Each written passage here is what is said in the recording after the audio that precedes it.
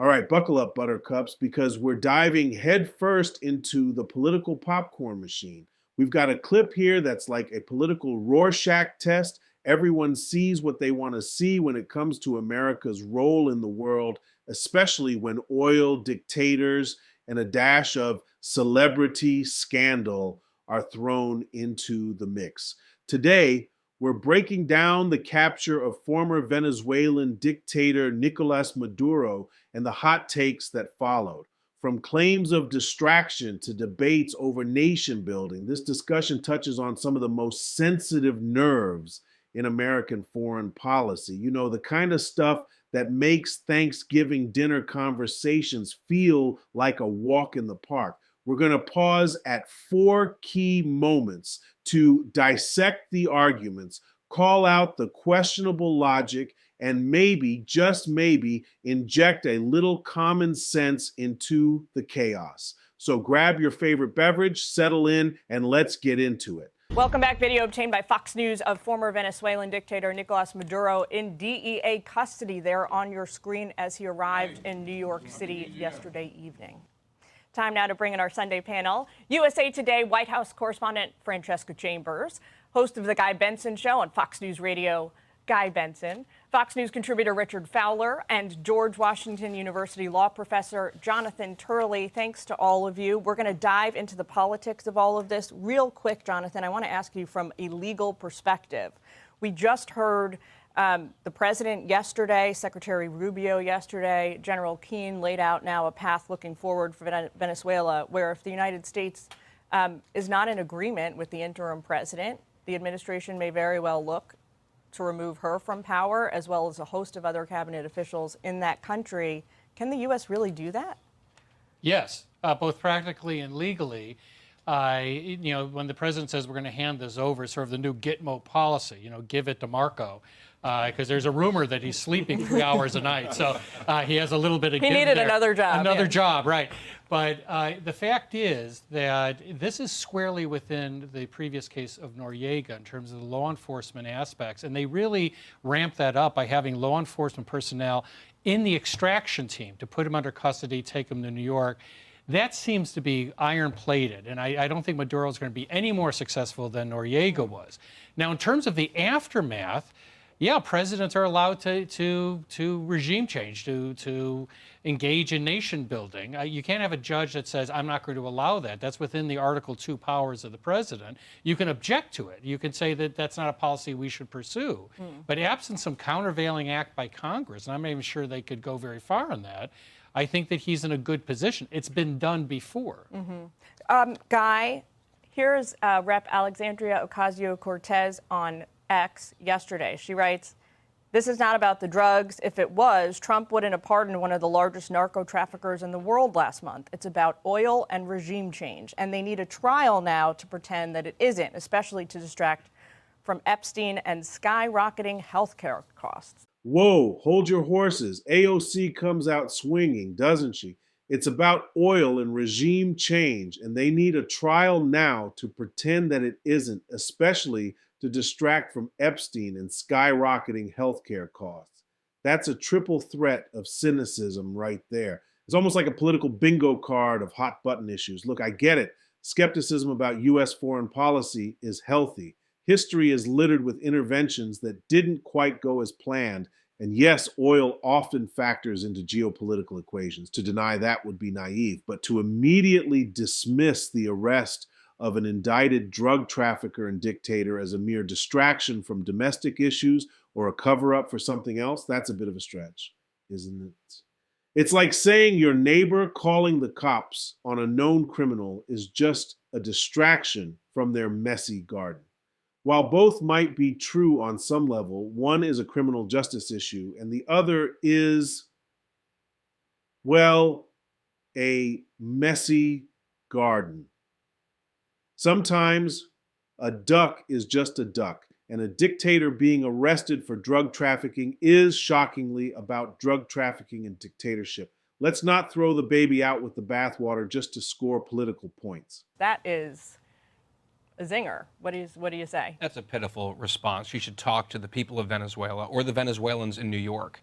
with the diaspora of Venezuelans celebrating all across the world. With the fall of this regime, Maduro was never the president of that country. He's an illegitimate, or was an illegitimate dictator. And I look forward to the day, hopefully soon, that the Venezuelans will have self-determination.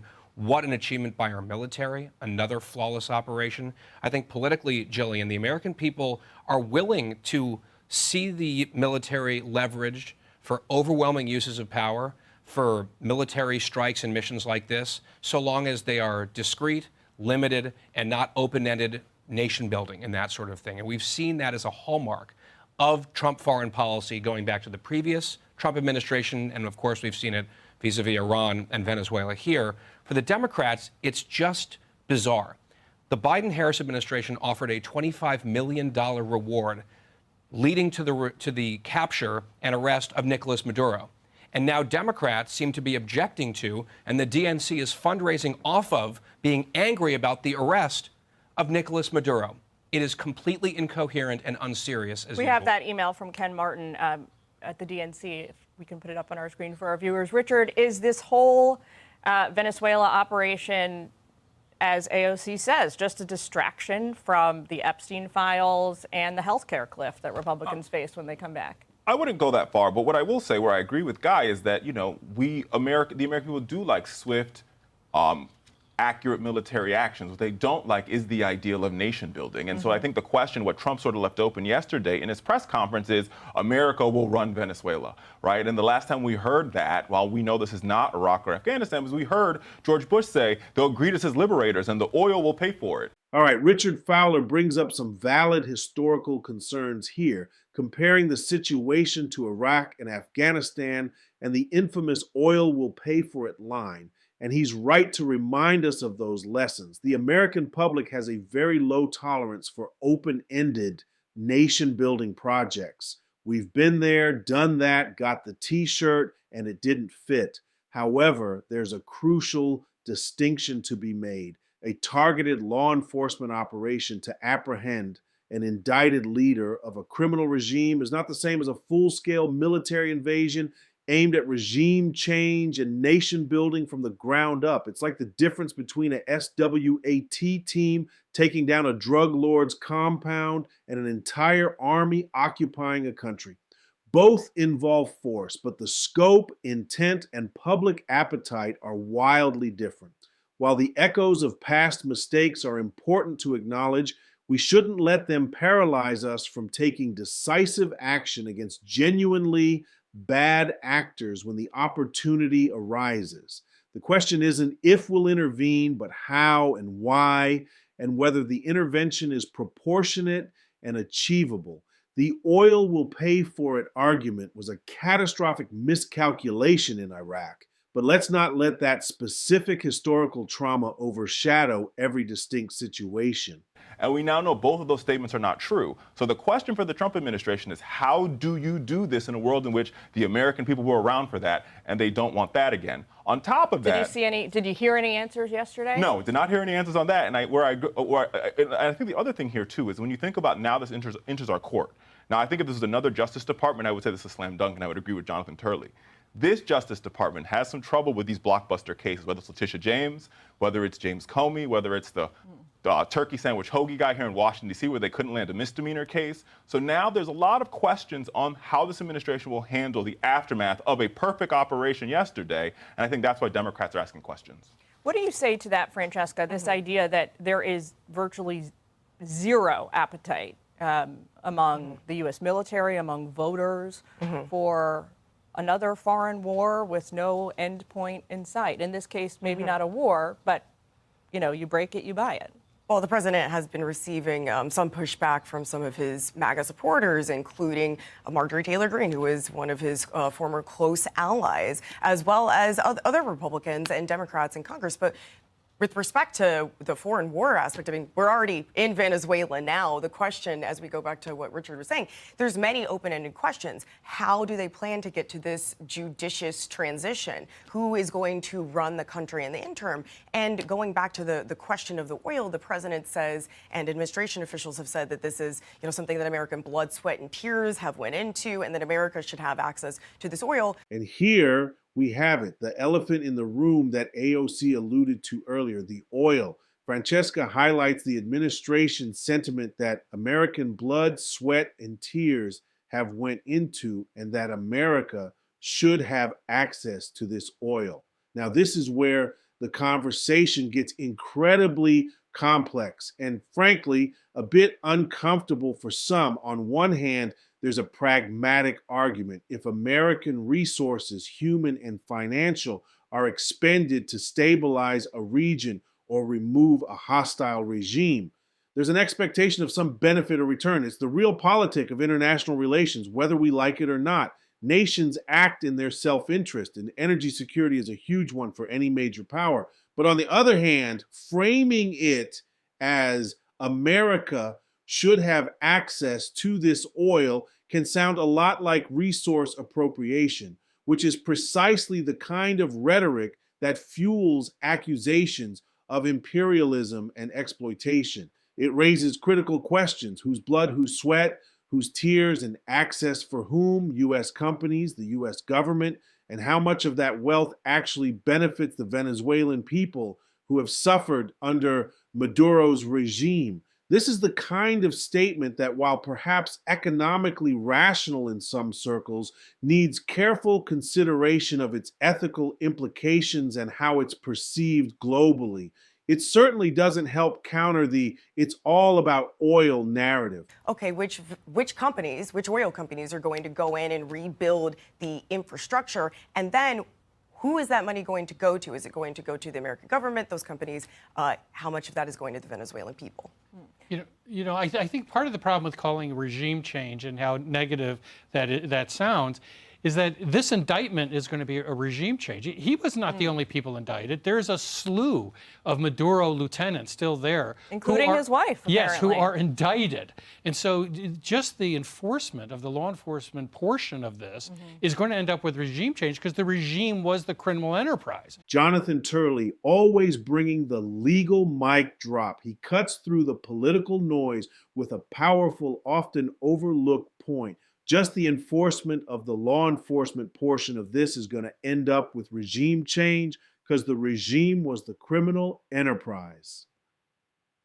This is a critical distinction that often gets lost in the emotional and political debates. When you have a government that is fundamentally a criminal organization engaged in drug trafficking, human rights abuses, and corruption at its core, then simply enforcing the law against its leadership is regime change. It's not about an external power imposing a new political system from scratch. It's about dismantling a criminal syndicate that happens to be masquerading as a state. It's a subtle but profound difference. This reframes the entire discussion. It moves away from the nation-building or imperialist intervention narrative and towards a criminal justice framework. If the entire structure is built on illegality, then prosecuting its leaders naturally leads to its collapse and replacement. It's not a policy choice to do regime change in the traditional sense, but a natural consequence of upholding the law against a criminal state. It's like when you arrest the head of a mob family. The family structure might collapse, not because you wanted to change their regime, but because you took out the kingpin of their criminal enterprise. So at the end of the day, there's not going to be the same people there if this case is fully prosecuted. And that's a wrap on our dive into the Maduro saga. What a roller coaster of arguments, from cynical political jabs to pragmatic geopolitical realities, and finally a clear legal distinction that often gets muddled. It's a powerful reminder that foreign policy isn't a simple black and white issue. There are layers of national interest, humanitarian concerns, historical baggage, and legal frameworks all swirling together. It's easy to throw out buzzwords like oil or nation building, but the truth is usually far more complex and nuanced. What do you think? Were AOC's claims valid? Is the oil will pay for it comparison fair? Or does Turley's legal perspective offer the most clarity? Let us know in the comments below. And if you enjoyed this breakdown, don't forget to hit that like button, subscribe for more deep dives, and ring that notification bell so you don't miss our next episode. Until next time, stay informed and keep thinking critically.